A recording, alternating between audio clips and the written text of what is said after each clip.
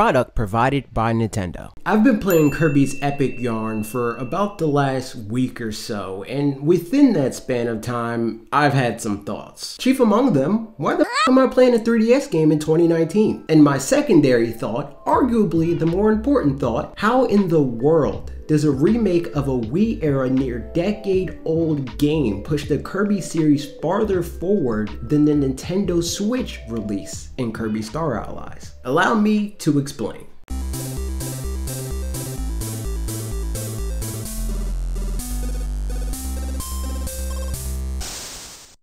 So a bit of backstory, like I'm sure many of you, I don't very often play my 3DS and haven't regularly since what? 2015? But there's one exception to that rule, and that's when a first-party effort makes its way to the Nintendo 3DS. When that happens, I try to make it a point to reach out to Nintendo to check out what they have going on. I do this mostly because I think that there's something that we can glean from where their head's at in terms of first-party development, not only for the dying 3DS, but also for the Nintendo Switch. When I found out that they would be including a mode in Extra Epic Yarn with a higher skill ceiling in the form of Devilish Mode, it solidified my desire to make a video about this game. Having said that, I don't even think Extra Epic Yarn even needed this mode to be more mechanically interesting than Kirby Star Allies. The easy at first glance answer as to why is the relatively limited aerial mobility, given the fact that Kirby has lost his ability to jump and float through the entirety of the game. Additional reasons as to why are the more varied abilities afforded to Kirby in comparison to a lot of the ones used in Star Allies. The segments with the transformations add a ton of variety, and in my opinion, the art style is a lot less milquetoast than what can be seen in Kirby Star Allies. That said, what could all of this mean for the future of Kirby? Could this game's release be indicative of anything like the Luigi's Mansion port arguably telegraphed Luigi's Mansion 3, or how the new Super Mario Bros. U port did for Mario Maker 2? I think there's a chance, so with this video, I want to talk about some of the things that Extra Epic Yarn does well, and some of the things it's on the right track to doing well, but doesn't quite get there. All of this would be in an effort to get Kirby to be able to stand shoulder to shoulder with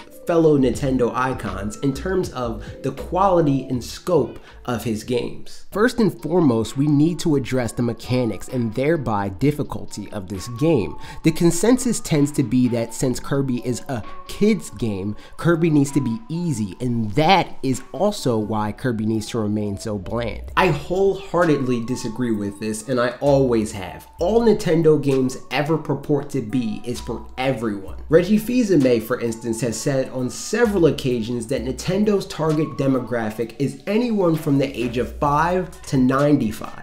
What this means is that Nintendo always aims to have their games approachable by the lowest common denominator, but also they seek to have enough depth to keep the most seasoned gamers engaged as well. This remains true in Mario games, Donkey Kong games, Zelda games, hell, even Yoshi games. It's not hard to diagnose the issue here. The problem very clearly lies in the mechanics. The game gives you a very clear get out of trouble free card with the float mechanic, and the ability to rather easily absorb all that opposes you doesn't exactly contribute to any pushback in these games. I completely understand that for some, these games are a break from challenging games, but there's also a contingent of players that like the character from other games he's been a part of and would like to continue playing a game with him in it that challenges them as a player.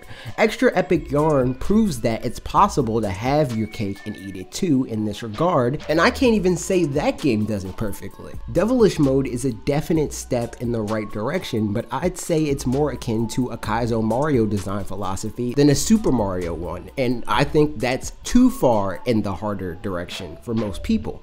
I'm not asking for the try-hard version of Kirby. I'm asking for the current autopilot to be optional. I think this could be done in two distinct ways. Either they can make the game slightly less toothless by making the enemies aggro Kirby more when he has a copy ability, i.e. in Smash Bros. Come on, you know what I'm talking about. Everybody has that one Kirby main friend that you have to destroy the second he takes your copy ability. There's no point in denying it. I know, you know, those guys. Or by making it harder to absorb them in the first place, tug of war style, or even by giving Kirby a meter with a cooldown period for how much the copy mechanic can be used. They don't only need to add challenge to being on the ground, they also need to have additional consideration for when you're airborne. Sort of like how Sonic games challenge you to play well and pick optimal routes and reward you with speed for doing so. Kirby needs to do the same thing, but with flight. Yup, that's how far Kirby's fallen, taking notes from Sonic games of all things. Kirby doesn't deserve this, but it's the reality of his existence right now.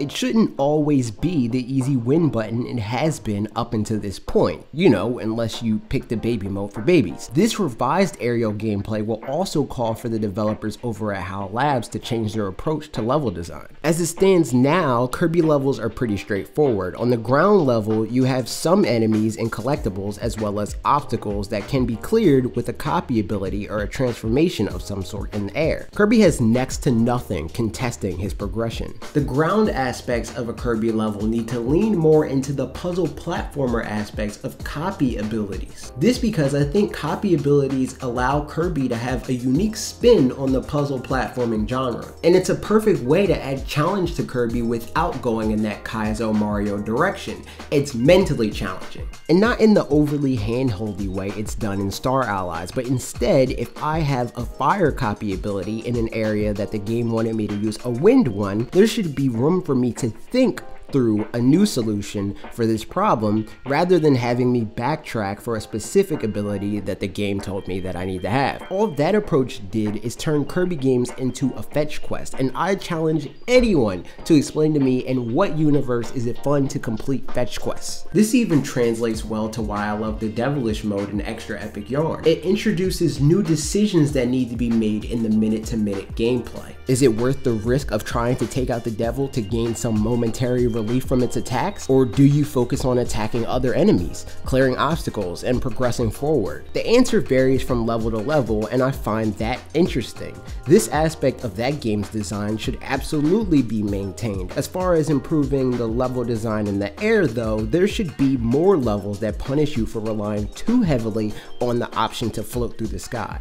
I don't think combat needs to be a major factor in the sky, but I do think that there should be some, and they could easily model it after Smash Brothers. And not the entire experience of Smash Brothers, just the feeling that you get while edge guarding. So it's limited and it requires you to think on your feet, as that game was very clearly influenced pretty heavily by Kirby's mechanics to begin with. Outside of combat, there could be some challenge injected into the way the level is designed for upward momentum. Some levels could funnel you through a specific path. Some could have an increased amount of enemies. Some could have environmental hazards like storm clouds. All things that have existed to some degree in past Kirby games, but not to the degree that they really should in a game meant to challenge its audience. Storytelling in Kirby games has always been pretty simple, and that's par for the course for most Nintendo games. But the presentation is always so minimal. When you compare it to modern Mario games, it's clear that the production values aren't there for Kirby like they are for Mario or Zelda. And that's especially strange when you consider the fact that Kirby has a full-on anime, and it's a lot better than the offerings from those other two games. The TLDR of all of this is I think that Kirby should have more cutscenes and exposition, and this should mean something to you coming from me, because I typically don't care about all this stuff. With the exception of franchises that have a world that I care about. Kirby has a world I care about, and I want to see that explored more in future Kirby games. And there's a fair amount more that I want to see explored. I want to see them push forward with how they approach multiplayer and making it less about exclusively being an assist mode,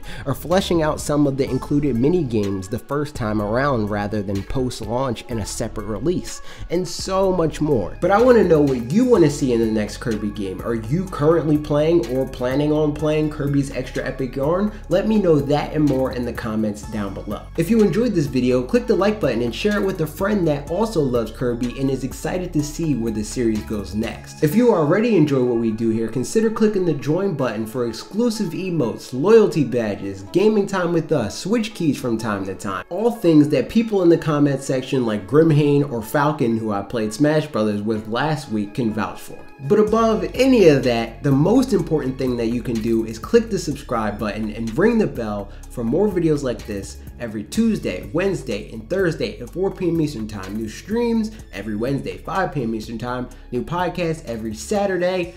Trying to get them up early. Last week it went up 10 a.m. on our podcast channel, linked in the description.